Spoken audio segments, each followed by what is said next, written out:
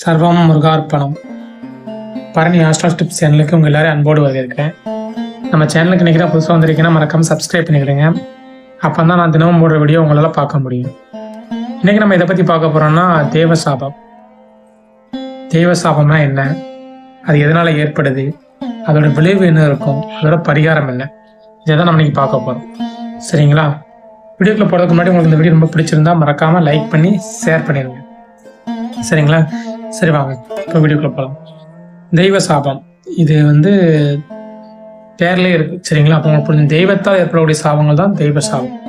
இது எதனாலலாம் ஏற்படும் அப்படின்னு பார்த்தீங்கன்னா, தெய்வங்களுக்கு பூஜை பண்ணுறதுல பாதியில் நிறுத்தக்கூடாது. சரிங்களா? இப்போ நம்ம பல கோயில் திருவிழாவில் பார்த்துருக்கலாம், சண்டை போட்டு கிடப்பாங்க. அந்த கோயிலில் பூஜை நடந்துகிட்டு இருக்கும்போது அதை இடத்துல மறைச்சி ஏதாவது ஒம்பழுத்து அன்றைக்கி தான் சண்டை போட்டுட்டு இருப்பாங்க. அது எல்லாமே தெய்வ சாபத்தால் தான் சேரும். ஏன்னா தெய்வ பூஜைக்கு இடையூறு பண்ணக்கூடாது. சரி,